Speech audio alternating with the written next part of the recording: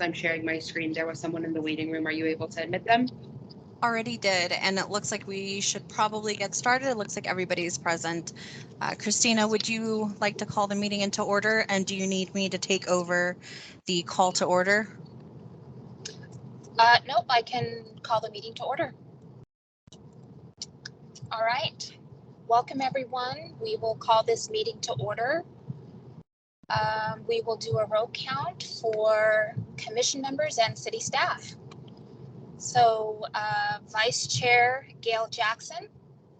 Here. Commissioner Jose Alvarado. Present. Commissioner Carol Curtis. Present. Commissioner Cal McCloy. Present. Commissioner David Steiner. We did receive message that Commissioner Steiner would be unavailable today. Okay, thank you. City staff, Councilwoman Regina Salas. For city staff, I believe Regina Salas, as well as Heidi Hansen and Barney Helmick, will all be out during this meeting. Okay, thank you. Airport Programs Manager Brian Gall. Present. Yes. Present. Thank you. Airport Communications Manager Claire Harper. Present. ARFF Operations Manager Tim Skinner. Present. Miss Yella Sanner, Recording Secretary. Present. Thank you. We will move on to preliminary general business, public comment, participation, and input. Items presented during the public participation input portion of the agenda cannot be acted upon by the commission. Individual members of the commission may ask questions of the public, but are prohibited by the open meeting law for discussion or considering the item among themselves until the item has officially been placed on the agenda. Is there any public comment, participation, or input at this time?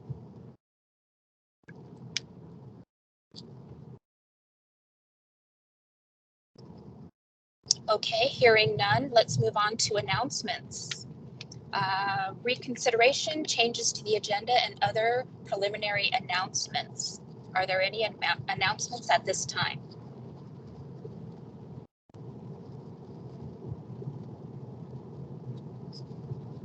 Okay, hearing none, we'll move on to approval of the minutes from the regular meeting of July 14th.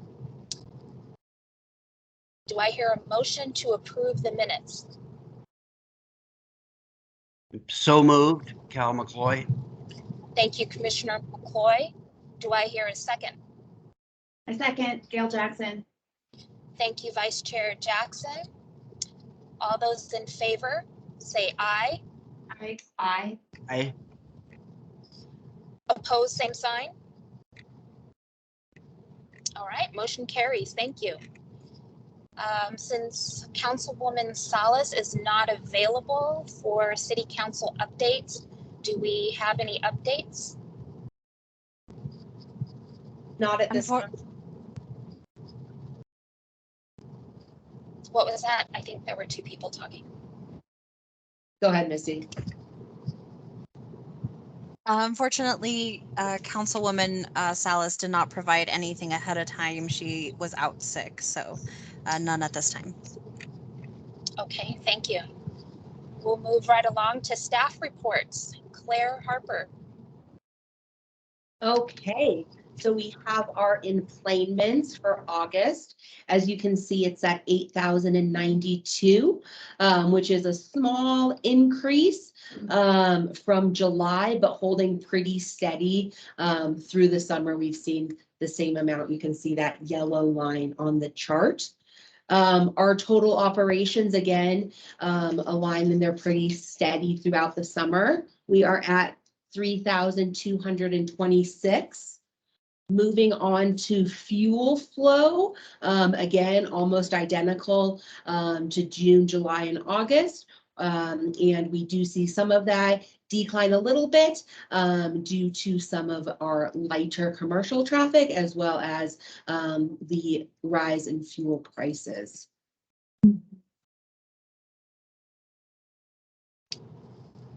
Okay, thank you. With United pulling, I don't know if it was United, but pulling their Denver route from our airport, what is the forecast over the next few months with regard to enplanements? Are we going to see a drastic drop? Right now, there, and we'll talk a little bit more about that later on in the presentation. Right now, United and Denver are they're only doing one flight a day.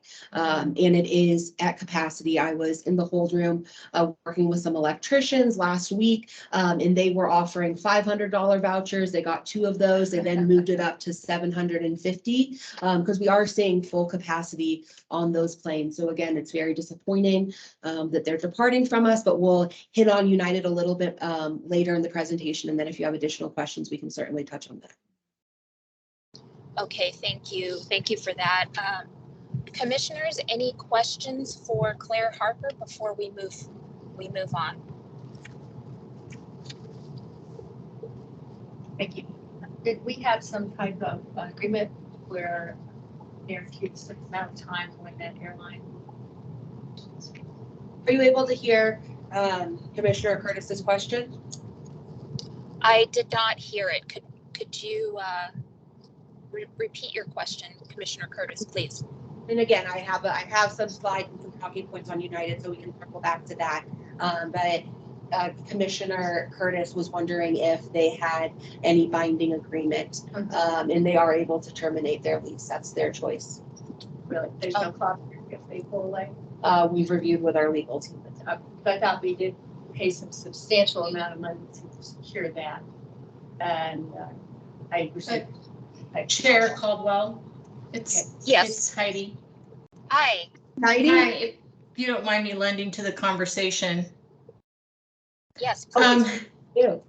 So Commissioner Curtis, so in any of our agreements with our vendors, there is an opportunity for them to give us notice that they are going to terminate. We also have the same ability to do as well with them. And when it comes to airlines, it's a really hard thing.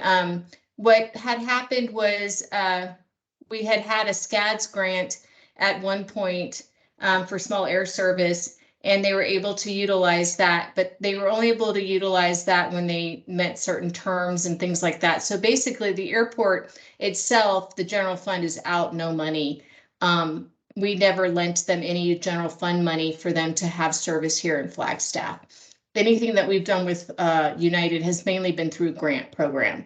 And so, and that is clear with any type of grant like that, that they will fulfill what they say they're going to do in those obligations during that time, but it is not for time and eternity. I would have loved to have seen that be for time and eternity, especially since we're doing our job to fill their planes. But again, we can't control that. So at any rate, it's just really important for all of you to know that the airport budget and general fund have not been or will not be harmed by not being paid back, for instance. I hope that answers your question. Thank you and well said. Appreciate it. Yes, that's great information to know. Thank you, Heidi, for sharing that. Or thank you, Director Hansen, for sharing that. I was not aware of that. Are there any questions before we move on to the fixed-based operator report? All right, hearing none. Wiseman Aviation. How you doing? I'll have to say, Great. keep your meeting. We're in person. I like this. Yes. I don't know what kind of report's going to be on about Thunder over Flagstaff. So I'm just going to talk real briefly about it in terms of what I know and how we participated. It was very well attended. I can tell you that from the cash receipts we were asked to put in our safe at the end of the day from the EAA. There's never been that much money in that safe before in my life. There was 2 Air Force F-16s that flew in for, 2 Cobras, 2 Hueys, 2 Ospreys, and of course there was some private aircraft, including that private warbird that flew in, amphibious that flew in. The EA flew the Young Eagles again. I've not heard how many kids they flew. I can tell you we donated 390 gallons of avgas, which was over $2,000 at cost for that event. Happy to do it. All in all, it seemed to went well. That was my birthday, and I preferred to be over on the boat that day, so I was not here. But anyway, that's about all of what I really should say about it. The Flagstaff Symphony is having an event in our hangar on Saturday, October 22nd. It's something with tables and string playing around. A little bit out of my comfort zone when it comes to that, but we're really happy to be hosting that event in the main hangar as well as sponsoring it. Brian, I'm sure is going to talk about stuff he's done. All I can say is thank you. The parking lot's done. To be totally candid, that parking lot was old and crap when we got it, and the city chip sealed it, striped it, and said, "Here you go." And 23 years later, we finally did get it replaced, and I'm super appreciative. So thank you. NEU's first football charter leaves this Friday for down in Houston, and we will have a football charter, be it NAU out or visiting team now, every weekend except for the bye week into November. We always look forward to that. We had you saw our fuel flows. We've been down 20 to 30% now for I think 4 months in a row. We normally trend back up in October. We'll see what happens, but obviously, I've talked about this before. The economy is not what it was. Fuel prices are very high. And as I explained last time, every one of those faraway flights, we figure 500 gallons. And of course, those are a fraction of what they were. Somebody's gonna talk about American coming back to 2, right? Is that anywhere in the brief? American coming back to 2? Yeah, so American's coming back to 2 flights. So the question about how's that going to impact our passenger counts is probably going to be pretty minimal because you're going to lose United, but then American's coming in with a second Dallas flight. So it should kind of hold steady. Should hold steady for the fuel volumes. At least that's what we were told. They'd give us obviously a schedule in advance because we have to schedule staff to come in. They've moved later now in the morning for departure, which my staff's thrilled about, so I don't have to come in at 5 a.m. anymore. But hired, it's hard to find. We hired a young man, new A&P mechanic. His wife's a veterinarian here I in think town. I can't hear me. Yeah, We can hear I you. hear you. Anyway, we got another mechanic, and that's great because historically it's been hard to take care of all the on-call needs for the airlines when you got people working 8 to 5 Monday through Friday, and then you're asking them to come out. And you want to hear? So anyway, other than that, let's see, we're going through a rebranding right now. Gonna have a little bit of a different look. Part of that's because after 8 years of being in Gallup, I elected not to rebid that location and walked away from it. And it's been all our branding, so I need to do away with that. And I think I will finally have a real website up through all this process as well. It's only about 15 years overdue. So if anybody has any questions, that's it for now. Thanks, Orville. It does look like Chair Codwell may have dropped. So we will turn it over to Vice Chair Jackson. Great, well, let's keep moving through the agenda.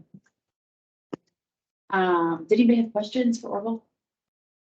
Any questions? I'm usually pretty thorough, so. It was great. Thank you. Thank you. I just Thank want you. to say it's nice to be able to have. Thank you. Appreciate it. Yeah. Perfect, moving on, grant updates, Brian Gall. Floor is yours. Thank you, Vice Chair Jackson. Can everybody hear me okay? Yeah. Yep. Yes. Yes. Great. So you might notice right off the bat that we've had a slight title change. This previously was CARES grant updates. This month we changed it to grant updates. Reasoning behind that is, we've talked a lot of focus about the CARES grant programs that have been going on, but there is a lot of other work going on at the airport that isn't under the CARES grant, but is under other grants. So we thought this would be a good opportunity to talk a little bit about those grants and what kind of work we're doing with those. So you might remember in our previous meeting in July, I shared this map that showed some of the work that we have going on, current projects that are in various stages of either design or construction, kind of color coded by the different grants that fund them. So the items in red there, of course, are the airfield maintenance, Wiseman lot maintenance that Mr. Wiseman just talked about, as well as the terminal maintenance and terminal sprinkler replacement. But under the airport fund, we also have things going on such as the paid parking system and the economy parking lot construction, as well as the EV charging stations. We'll have updates for those later on. And then we have other FAA grants for things like relocating taxiway whiskey, making some improvements to apron drainage in front of the terminal, and the design and construction of a snow removal equipment building. So those are kind of our big ticket grant items at the moment. And on the next slide, I will talk to you about what those different funding streams look like and what exactly those mean. So very quick overview is that the airport, it operates under an enterprise fund, which essentially means it's a self-sustaining funding source that is made up of a mix of ongoing revenue and one-time revenue. So ongoing revenue sources would be things like leases, fees from airlines and rental cars, user fees when we go to a paid parking system. Those will go into that fund, things like that. Our one-time revenue sources are things like grants that we just talked about. So our main grants, the main two types of grants that we traditionally get at the airport are either federal grants, which are really federal, state, local, because they do have a state and local match component, or state grants that we get through the Arizona Department of Transportation. Now, those federal grants are divided up into a few different categories. Some of them are based on the number of passengers we have or number of aircraft operations we have. Some are based on competitive processes where we have to apply for it and compete with other airports that might be applying for something similar. And then we also get grants directly from ADOT. And in this case, we've had a number of COVID relief grants, things like CARES. There are a bunch of other acronyms out there, CARES, CRISA, BILL, but basically all those acronyms are different versions of COVID relief grants for the most part. So we take those grants and we put them into our capital improvement plan, which is a rotating 5-year program that shows a list of projects that we're planning for the next 5 years within those different types of grants. The projects that go into that capital improvement plan are based on our master plan. There's that little graphic in the corner as the cover of our master plan. It's a lengthy document. It's pretty detailed. It is available on our website, and we can share. I think we have some hard copies if anybody would ever like to take one home. But yeah, it is available on our website. This last update was in 2018, and typically they're updated every 10 years or so. We're anticipating starting on that update in the next couple of years here. So that capital improvement plan is developed annually with our partners at the FAA and ADOT, where we go through a process where we kind of outline the projects that we would like to include in our grant cycle, and they provide concurrence. Sometimes they'll say, we don't think that funding is going to materialize. Maybe we should lower that one on the priority list and move something in its place. Or they might say that, due to their legislative priorities, maybe there's something that is a higher priority for the FAA than we would think so, and that moves up in prioritization. But that process happens annually. In fact, our ASIP for this year was just submitted in the last week or so. So within those grants, there's 3 primary funding arrangements. So I mentioned briefly before, the first type is federal, state, and local, where the federal government pays 90% plus on those. It's a little bit over 90% for Arizona. And the state and local governments pay a match of that, which for us is, I think, 4-point-something%. It comes out to be just under 4.5% roughly. We also have state local grants, which are funded by ADOT primarily with a local match, and then local fund projects that are funded locally, meaning just by the city itself. And then, of course, we also work with the Airport Commission when talking about upcoming projects. And then there are always emergency projects that we don't anticipate that might not be on our capital improvement plan that we have to be flexible in addressing. Next slide, please.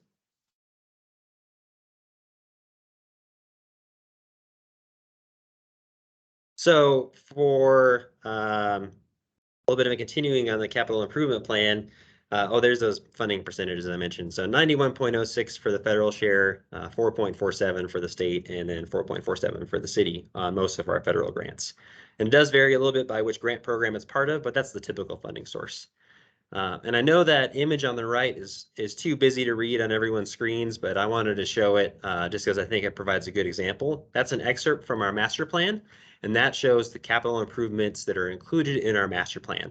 So the upper right box that's a red color are the short-term projects that were in our master plan. The lower left box, it's more of a yellow color, is our intermediate term, 6 to 10 year projects. And then that purple box on the lower right are the long-term projects, which were more than 10 years out at the time, intended to be more than 10 years out at the time that the master plan was developed. So as I mentioned, we have copies of that, and it is available on our website if anybody would like to look that over.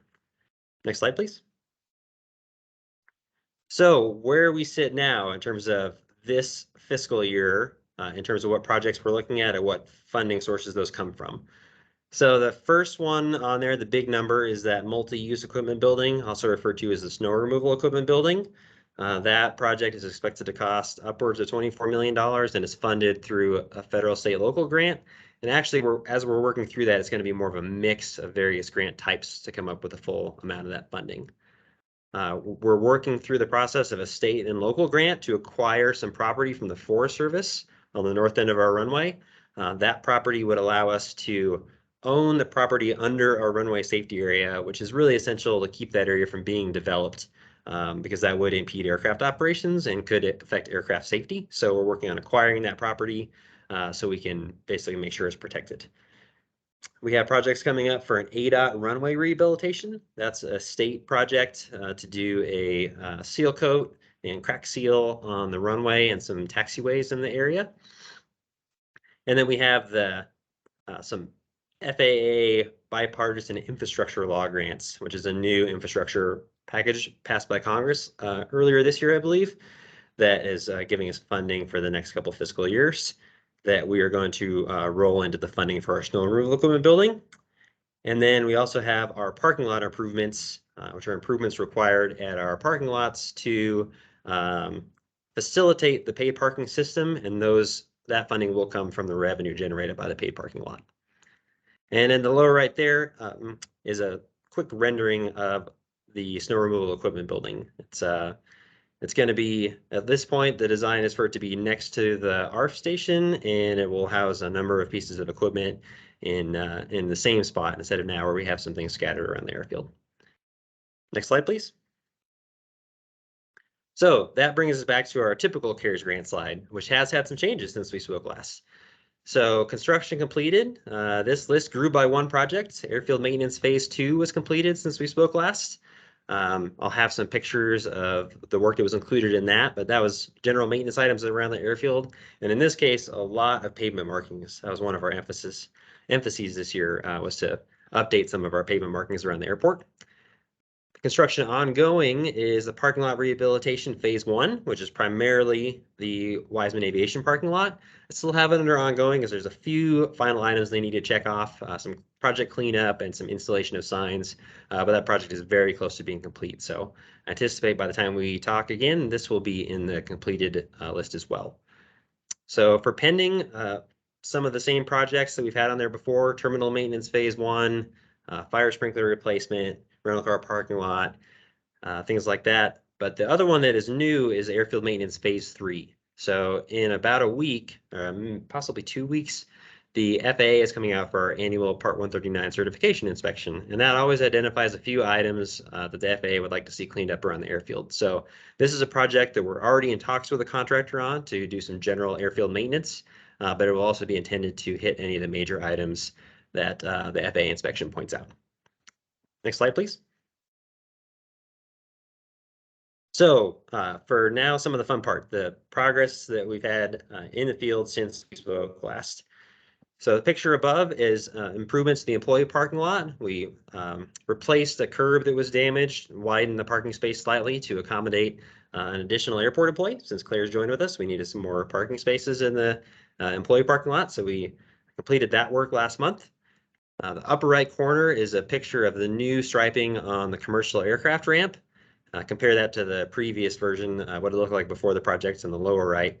That's the area where commercial aircraft park, where passengers walk through on their way to the terminal. So number one, for safety, it's important to have those stripes updated. And number two, I think it's just one of the first things, one of the first parts of the Flagstaff Airport that passengers see when they get off a commercial flight here.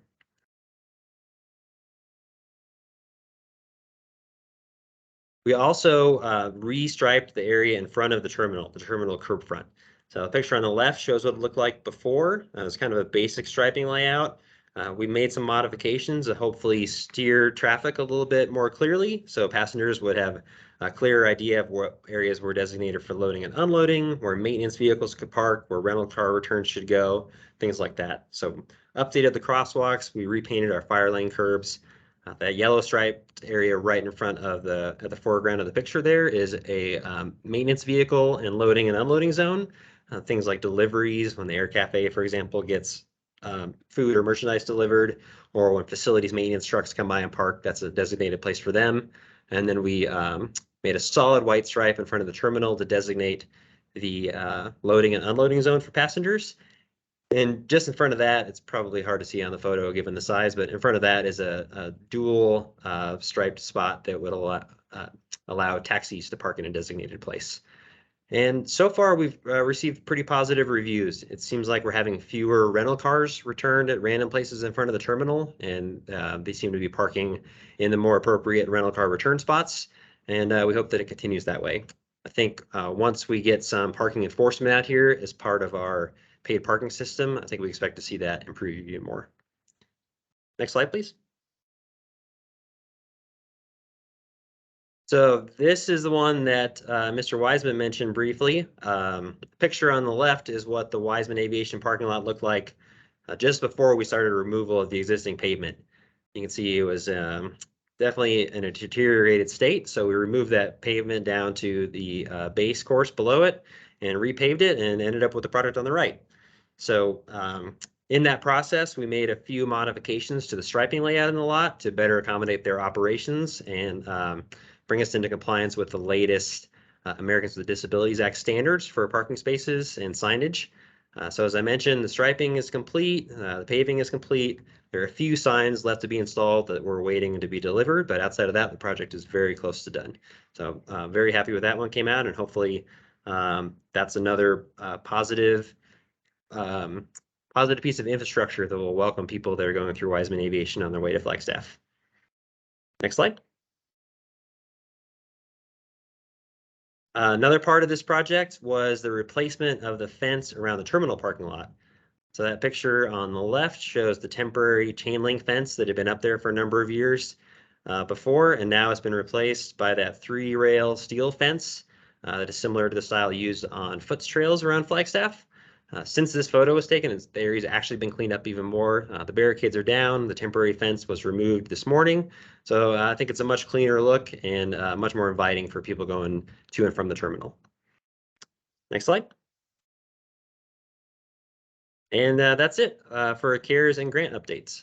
So if anybody has any questions, I know I covered a lot with that in a very short period of time. We'll keep updating those monthly, but yeah, in the 2 months since we met last, there's been a lot of progress on the construction front, and we expect to see that continuing. Wow, thank you so much, Brian. What a great update. I do have a question with regard to the rental car design that's going to be happening. Does that mean that any of the rental car companies are expanding their fleet, or is it just a redesign for what they have now? You know, this is intended to be some improvements to the lot that the rental cars currently use as sort of their storage lot. So rental cars at the airport use 2 primary parking lots. The first one is directly adjacent to the terminal, and we kind of refer to that as the rental car ready lot. That's where cars that are either in the process of being returned or rented out are parked. That's not the one covered under the scope of this project, at least as of now. The second lot is a little bit further down the street, and it's right now a mix of the rental car parking lot and overflow parking area where passengers and rental cars can both park. That parking lot is unpaved and has some wash bays in it where the rental cars perform their cleaning and maintenance. And so the intent is to make some improvements to that lot within the capacity we have in CARES, hopefully to better accommodate those rental cars and employees. Once we move to a paid parking system, I think the thought is that employees will be parking out there as well. So it was not going to be a full revamp of that lot. And I don't know that it is going to expand the capacity that rental cars have. However, one of the issues we have now is that since that lot is mixed use between both passengers and customers parking there, plus the rental cars, is it does reduce the space rental cars have, especially on those busy weekends. So once the economy lot is open and we start prohibiting passengers from parking in that rental car lot, then we're going to see the rental cars having more space for their operations again, and kind of a segregation of those operations too, which will be good from a safety standard, keeping the rental car employees and maintenance away from the employees that are going to be parked there. So that is something we're working towards with the improvements we're making to both the terminal and economy lot.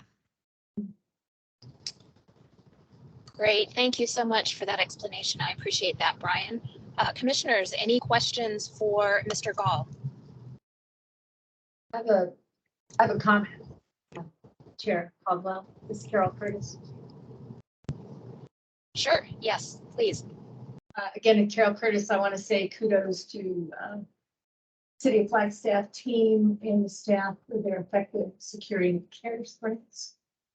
The grants and all that's been done and invested in our airport. It's very promising, and it's really great that that resource was used in such an effective way. Congratulations. Orville, I hope it's a nice benefit for you. Very important business. Oh, it's fantastic. Yeah. It's much appreciated. And some people don't understand. So my leasehold does not actually encompass the parking lot. I get used to the parking lot, but the parking lot is actually city property where my leasehold is considered my property to the lease. So I'm responsible for the asphalt and everything on my leasehold, but this has been kind of out there somewhat no man's land. And I just, it's great to see everybody's been hired on.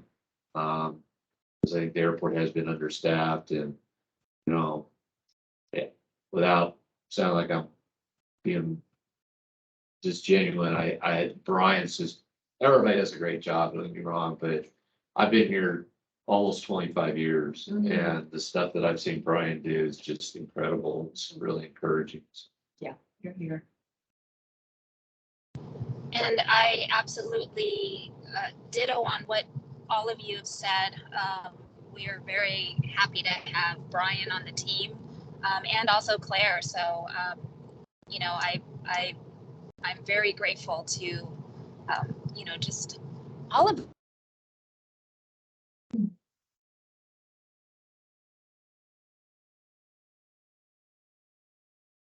We can't hear you, Chair Caldwell. Are you there?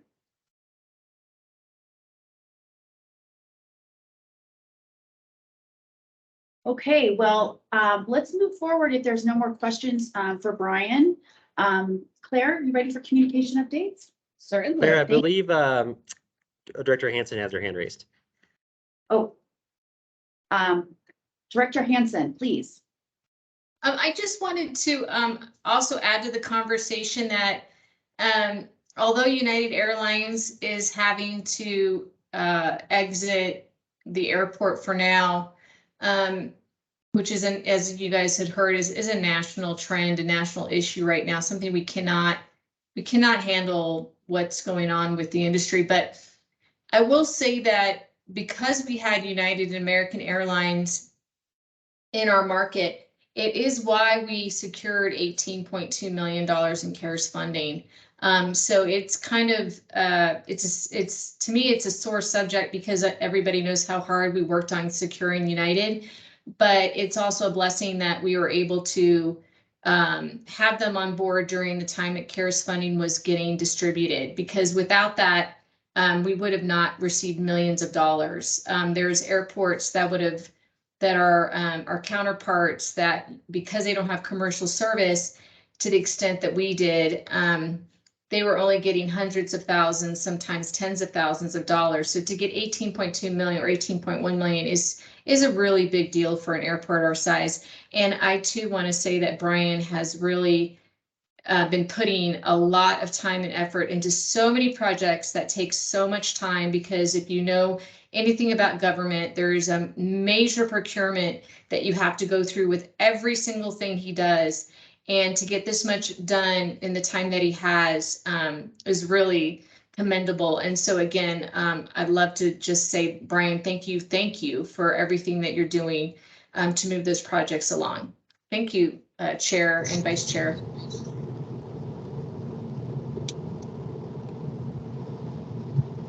Thank you, Director Hansen.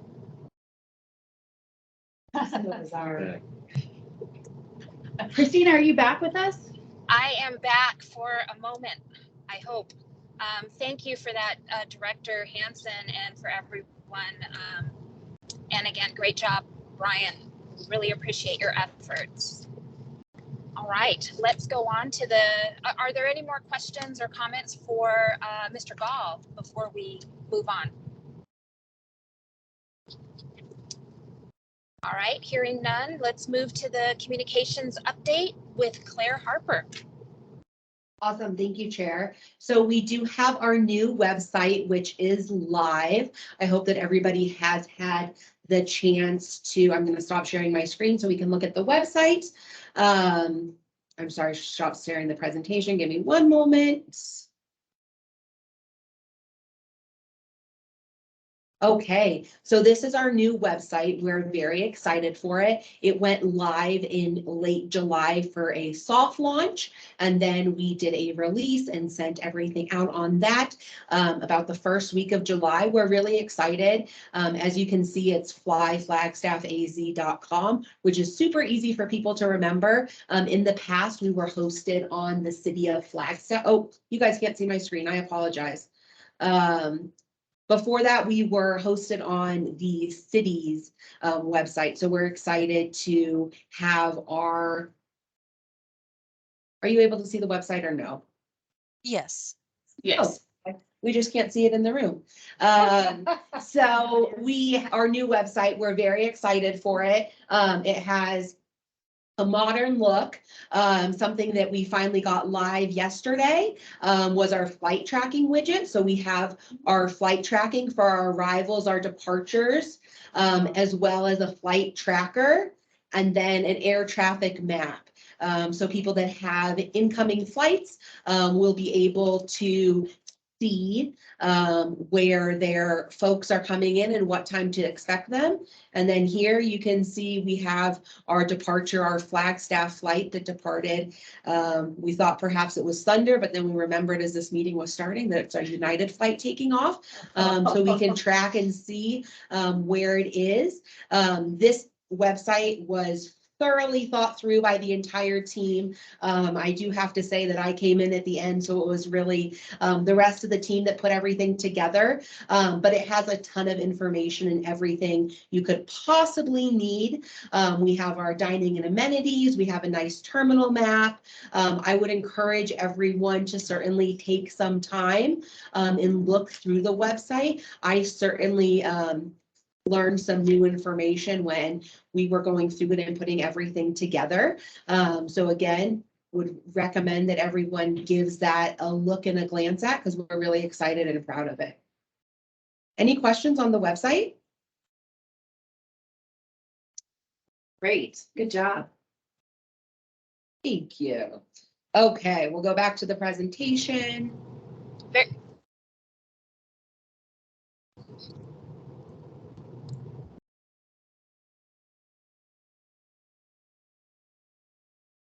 Okay, we also have our social media channels that have gone live. We have Facebook, Instagram, and Twitter. Our Facebook handle is Flagstaff Pulliam Airport. Instagram and Twitter are flyflagstaffaz. If you're on social media, we would love to have you follow. We've gained quite a few followers, and it's kind of just, we cover some everything that happens at the airport, and we're always looking for new pictures. So if you're ever out and you see something cool, a nice, beautiful sunset, something like that, you're taking a flight off and you get a good aerial out the window, certainly send it my way, because we're always excited for some new content. We also have launched our newsletter that started in July, and then beginning yesterday, I did add all the commissioners to the newsletter. So everyone should have certainly received that newsletter. If you're not interested in receiving that, there is an opt-out button, or send me an email and I can let you know. And get you removed from that. But the newsletter is really just to kind of increase the communication that we have at the airport, as well as share with others what's going on. And at the bottom of the website, there is a place for people to subscribe to the newsletter. And we've had about 27 people the last time I looked yesterday subscribe for the newsletter that are external. So we're excited that people are eager to see what's going on at the airport. Moving on to our United Letter of Support campaign, I do have to admit I just saw that typo for the Whitehead. I did change it to Whitehall yesterday, but I must have forgotten to say save. So I do see that typo and I'll acknowledge that. Again, that letter that we talked about at our last meeting was that template letter that we have had a lot of success on. We have some of our large entities, NAU, the city, county, Gore, NALTRA, Sonesta, Whitehall, NALA, Chamber, as well as community members make that template their own and send it to Scott Kirby as well as myself. So we have that tracking information. So we have been doing that quite frequently. We'll touch on Thunder over Flagstaff for our next business update, but we did have quite a few folks at Thunder over Flagstaff. We had a presence there and they approached our table about United discontinuing service, and I gave them my business card, and quite a few people emailed me and we were able to get that template out. So there certainly is conversation in the community and support about keeping United.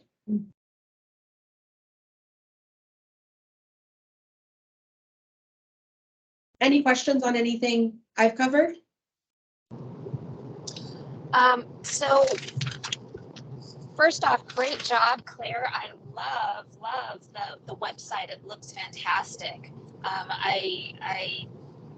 I'm really glad that we have that available and the tracking. I think that's going to bring a lot of visitors to the website, local and whoever is traveling into the airport. I think that's a great feature, and I'm really glad to see that. So with the newsletter, who receives that newsletter? Is it sent to the Flagstaff residents that have flown from the airport, or I know it's going to some city staff and members from the city, but who is that newsletter going to? So the idea started as an internal newsletter that we could communicate internally with staff, but then I noticed that there was certainly the information could be external and could be used. So it does go to internal staff, our stakeholders, Wiseman Rental Car. It goes to United, American, and then they're encouraged to share that with all their staff. So it goes to the leads over there. And then we have on our website, so people that visit our website, at the bottom of the website, you can sign up for the newsletter. And then we're also pushing in our airport. I have little signs that put up where people can scan a QR code, check out our website and sign up for the newsletter that way. Okay, great. Thank you. Again, awesome job, Claire. Looks fantastic. Commissioners, any questions for Claire before we move on?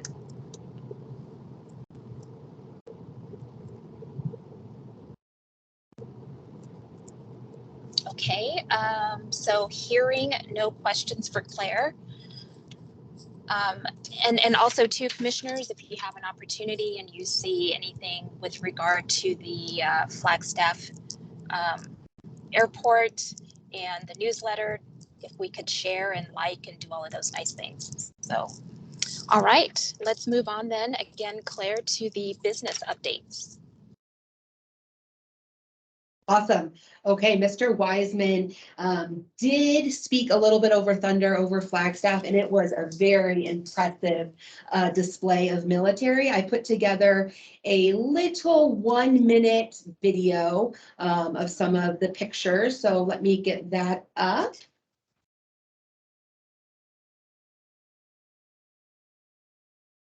And I do apologize. I'm not sure why in here they're not able to see my screen, but are the participants able to see the screen?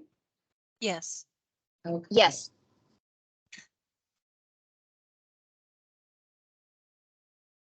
I'll put it right here so folks in the room can see it. Had a little music, but I guess that's not.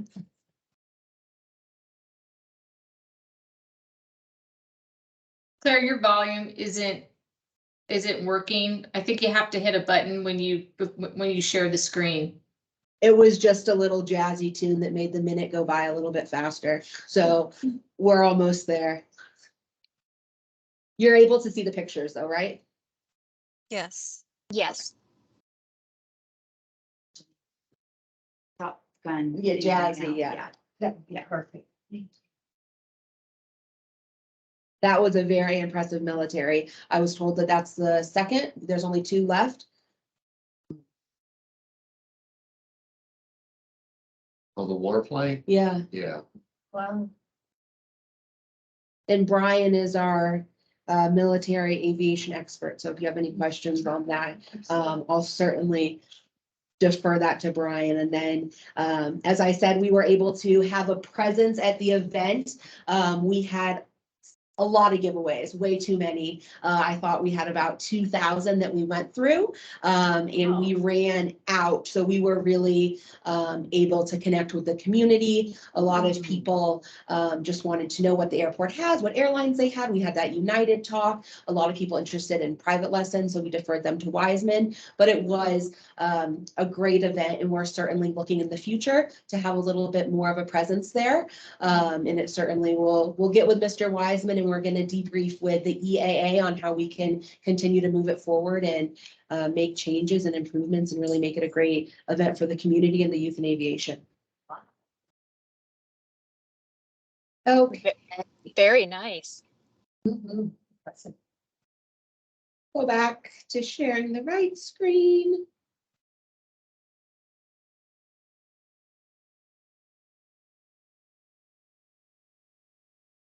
Okay, give me 1 second, I apologize.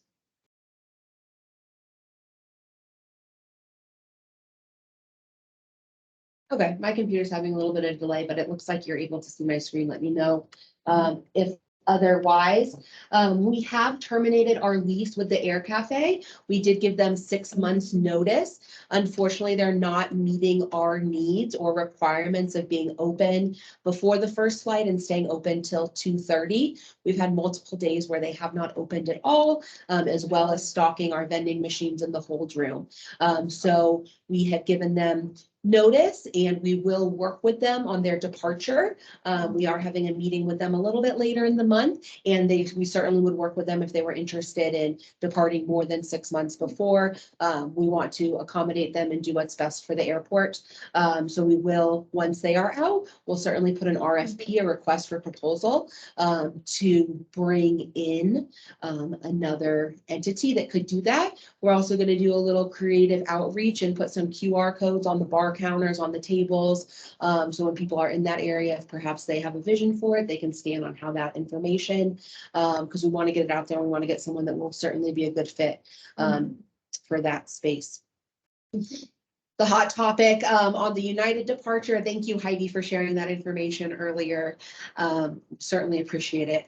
So as everyone knows, United will be departing in the end of October, and staff is attending a roundtable conference in November with a group of airlines where we'll have time to be able to connect with other airlines that may be a good fit for the Flagstaff Airport. So we're certainly exploring that. We don't have a secured schedule quite yet of what airlines will be present, but we're hoping to connect direct with United, where Breeze Airlines is a new airline that has been going out of Sky Harbor, as well as perhaps talk with American about future additional flights. So we're really excited. We're going to have a nice piece put together, prim and proper, and we're really excited to make some good connections. And it's not going to happen overnight, but we can certainly get out there and show everyone how great Flagstaff is. I think our website will be a good piece for that because we can direct them to our website and they can see what a nice professional airport we have and everything that we have to offer. So we're excited.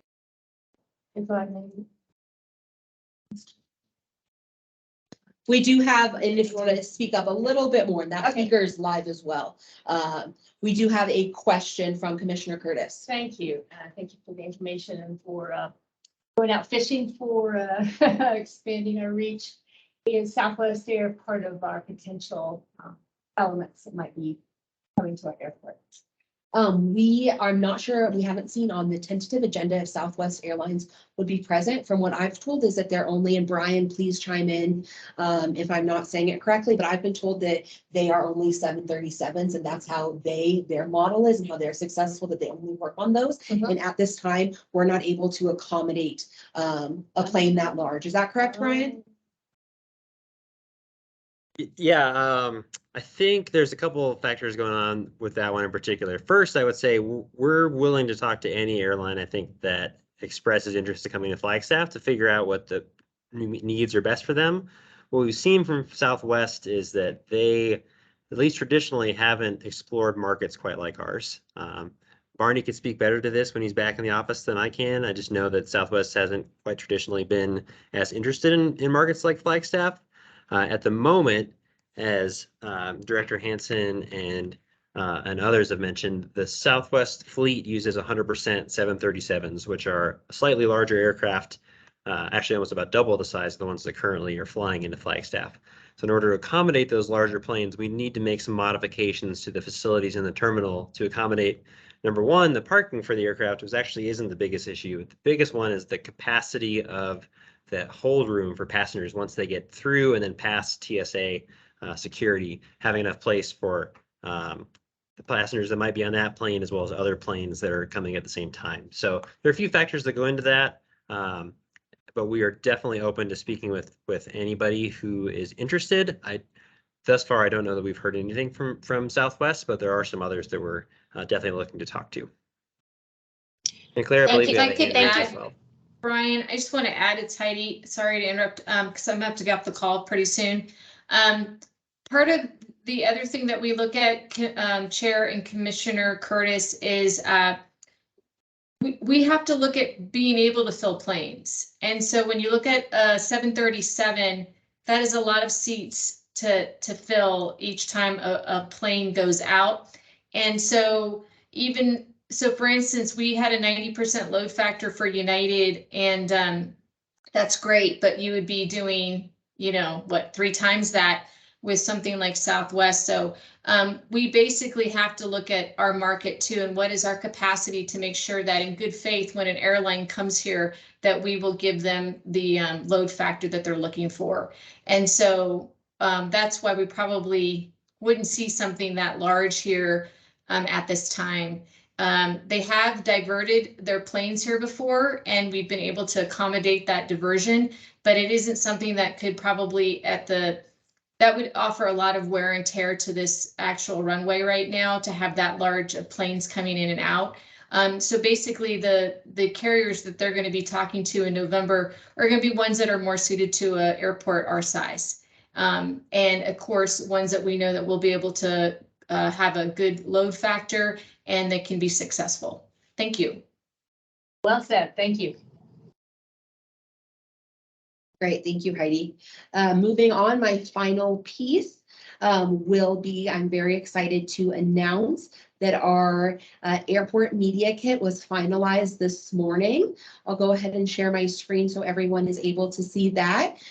This will go out to people that would be interested in potentially advertising at the airport.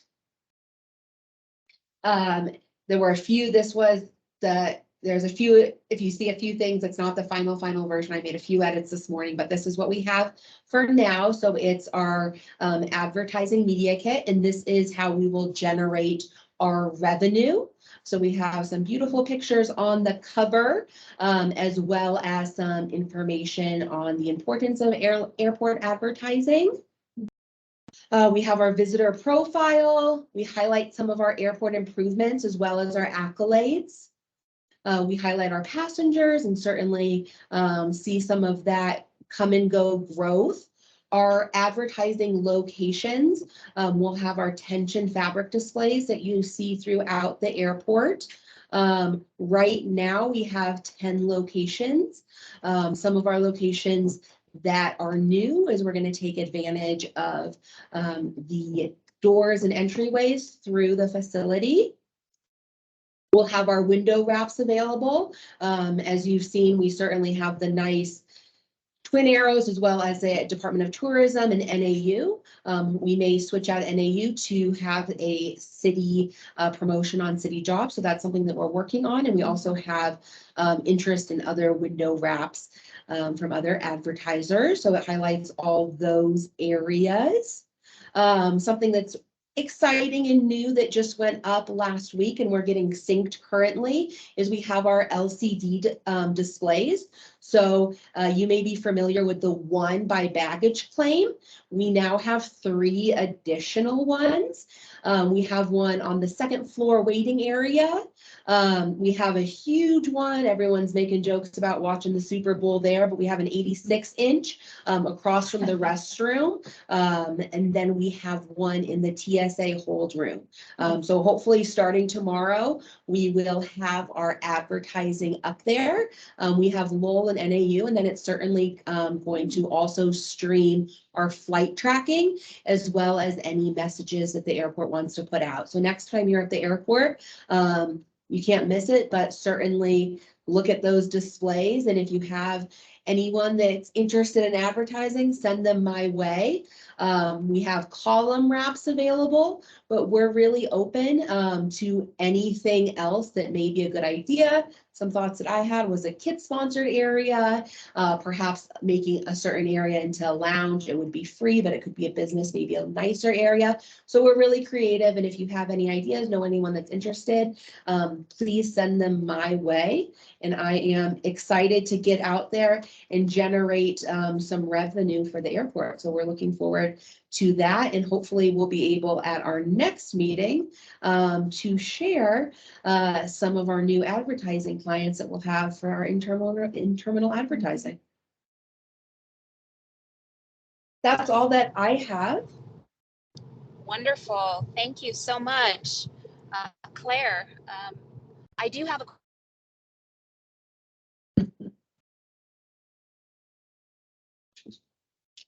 Christina, looks like we lost you. So does anybody have questions for Claire? If not, we'll move on. That's a beautiful advertising kit. I can't wait to see it. It's going to fill up fast, I'm just sure of it. And we already have, I forgot to mention, I have about 5 people that are eager and interested that I'm going to send it to later today. The Air Force has expressed interest, so I think that that would be a great fit. So we're really excited to get some new things out here. Is our hospital? Okay, I'm back. I'm sorry. Okay. Hopefully you guys can you guys hear me? We can. Okay, so I did have a question about the RFP. Is that something that we as commissioners that we can talk about now, or do we have to wait until the RFP has been open? Are we, as in reviewing the applicants or having a or say? just letting businesses or you know, other vendors, local vendors know that, you know, there is going to be a vacancy at the airport. Is that something that we can discuss now, or should we wait until you open the RFP? It would be more appropriate. I think we can start once we meet next week or in the, I think it's the 14th with the Air Cafe and have their exit plan and be able to support them, then I think we could certainly talk about that process. But we're not there yet, and we did give them that 6 months. So perhaps they'll terminate that a little bit early, and we can provide an update at the next meeting. But for now, in their writing is that it will be until the end of February. But we can certainly review those documents and have that as a discussion item at a next meeting. Okay, so really, it's not appropriate for commissioners to speak about this with the public. I would not quite yet. I would wait until we see when they're making their departure, so we can be a good partner with them and support them. And then once we know their departure date, we can certainly share it with you. And then at that time, I think it would be appropriate if you know a business that may be interested, we can push them to that procurement site. All right, great. Thank you. Thank you for that guidance. And thank you for your updates, Claire. Great job.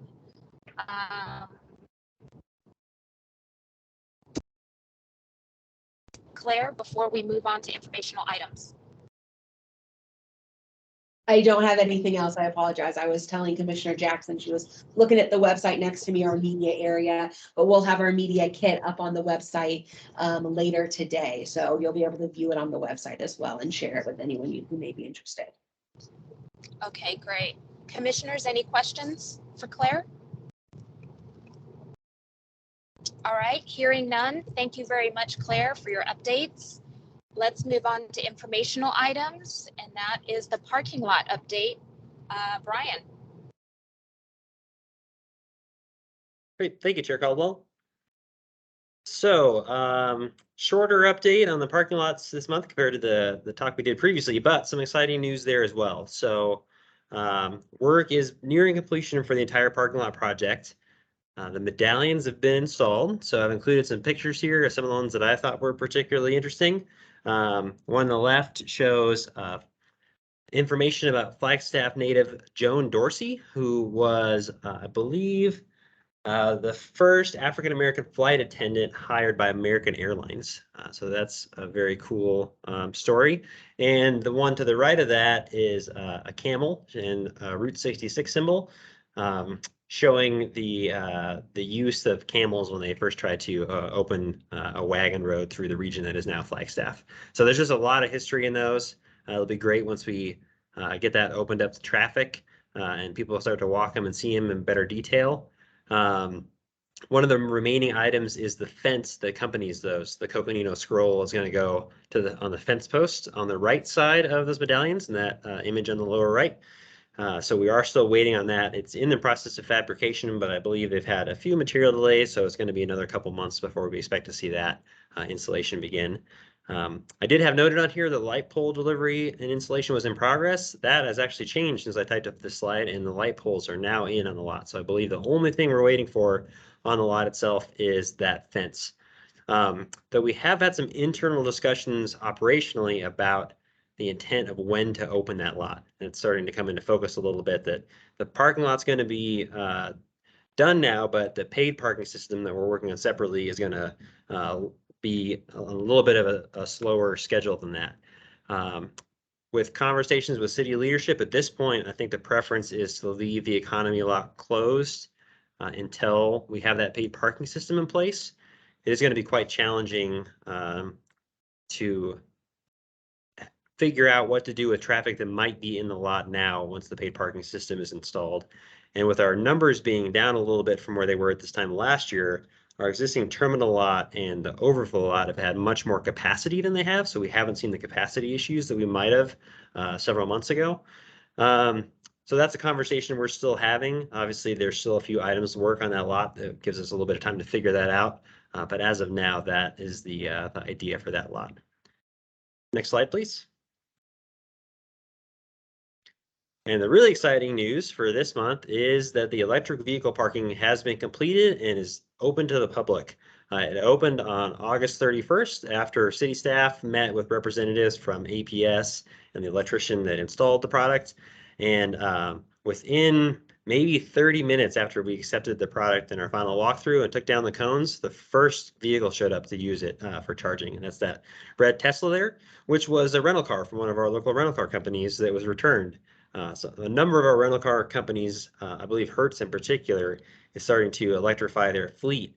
Not up here at Flagstaff yet. They're not available for rent here, but they are seeing them returned here that are rented elsewhere. So sometimes they might rent them somewhere in Phoenix and then for whatever reason, either schedule a return here or return here with a change in plans. And so that's been a challenge for them, as when they get an electric vehicle, if it's not adequately charged, since they're not renting them here, their employees drive them back to whichever nearest rental car station supports electric vehicles. So in this case, now that we have this option here on site, they're able to do that without having to drive somewhere else and leave it offsite somewhere. So that's pretty exciting. We've seen a couple cars there in the past week or so. Claire did a great job publicizing that on our social media channels.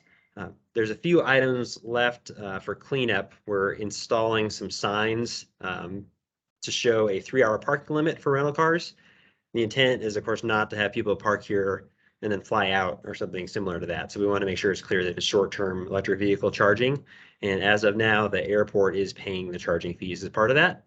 It's through a system called ChargePoint, and the customers can download that app. It's a fairly common charging station, so a lot of them should have it anyway. But basically, it's Bluetooth enabled. So if you have that app on your phone, you walk up and show that your vehicle is there, and it releases the little charging handles that you plug in to the charging port on your vehicle, and it starts to charge for you. So very excited to see that complete, and hopefully as we start to see more of those cars on the road, we will see more of them using this lot here at the airport. That's what I have for parking lots this week. If anybody has any questions, we'd be happy to entertain them. Thank you, Brian. That's exciting that the charging stations are up and running. And thank you for taking that picture of the Tesla 30 minutes after you took the cones away. That's that's fantastic. I love it. Does the airport generate any revenue from the charging stations? Not at this time. So in this case, we received some, Barney would know more about this. This started a little bit before my time at the airport. But as I understand it, the city sustainability department and the airport were able to receive some grants from APS, who is incentivizing the use of these charging stations. So it was installed at a relatively low cost to the airport. It is possible that the city and the airport could charge for the use of these. At this point, the decision was made, I believe it was made by city council, but I might have to look into that and get back to you, that it would be free at the beginning for at least a certain period of time to encourage the use of electric vehicles. So as of right now, there's no charge for the electric vehicles, so we're not gaining any revenue from it. Got it. I think that, since we're, rolling out the airport is rolling out, the pay to park, I think that would be an easier, I guess, sell if we were going to start charging for charging the electrical vehicles, kind of as a, here it is all in one little package, this is, we're going to be charging, because I know that at other airports, if you need to charge your vehicle, expect to pay for it. So anyway, I'm just throwing that out there. Maybe it's something that we could talk about at another meeting. Yeah, that sounds great. Thanks for mentioning that. And I'm going to do a little bit of research on that prior to our next meeting, and maybe if Barney or Heidi are on the next call, they can provide a little bit of background that I might not know. So I don't want to say anything incorrectly, but I'll definitely add that to our notes and be better prepared to talk about that next time. Okay, sounds great. Thank you very much, Brian. Commissioners, any questions for Brian Gall on the parking lot update?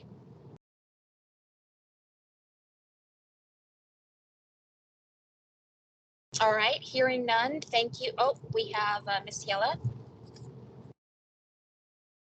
This is not about the parking lot, but I did have just one quick announcement before we adjourn. Our commissioners, Gail Jackson, Vice Chair Gail Jackson, and Commissioner Jose Alvarado, your terms as commissioners are actually expired. You guys will still serve on the commission until replacements are like chosen through city council. But I just wanted to let you guys know, if you would like to continue to serve on the commission, we would need your applications for the commission by next Wednesday, the 14th. And then Commissioner Curtis, your term expires in October. So if you would also like to continue to serve, I would suggest definitely getting a application in, and that way we can make sure to keep our commissioners fully staffed. Commissioner Curtis has a question. Commissioner Curtis has a question. Yes. Okay, yes. Thank you. One dilemma I faced with this group and another board I was on is the restriction of people must be residents of the city of Flagstaff to serve on these commissions. And I have spoken with Regina Salas about it. Is there any kind of movement in the city of Flagstaff to look at expanding that to where that is no longer prohibiting certain qualified applicants from applying to be a commission member on this very important board? I would not have that kind of information. That all would go through city council, not necessarily through the airport. So that would be something that would definitely be something encouraged for any member or, you know, resident or non-resident to approach that to city council and maybe bring that up on one of their meetings. I personally don't really see that as being something that'll be opened up just in the way that the system is set up. But it's definitely something that can be brought to city council. And checking with Yeah. the city clerk, as well as the list of vacancies on the city's website that we could certainly share with you. I do plan to promote because we do have a vacancy right now, and then certainly if the other positions aren't filled, we'll have more vacancies. Yeah. But I would say that we could check with the clerk of the board, or I'm sorry, the city clerk, and see if there's any movement on that or if Sure. that's moving forward. Sure. And I have addressed this with Regina, so we'll see what happens. But yeah, I understand it's a decision that's a long-standing decision of the city and the long-standing dilemma actually for a lot of other reasons. So that's their solution to come up with all of this. Thanks. It's advice Okay. for Cal, and I'm just hoping that Missy, you can send out the applications to anybody that's term is expired, so that they can look at that. If you can do that via email, is that something that can be done? Yeah, I can send out an email to the expiring terms, and it'll have the link to the city website where you can go in and fill out that application. And Thank you. The hard deadline. The hard deadline is next week, Wednesday, September 14th. Great, thank you. All right, thank you very much for that. And Ms. Yella, thank you for following up with the commissioners on that application. Okay, great meeting. Do I hear a motion to adjourn?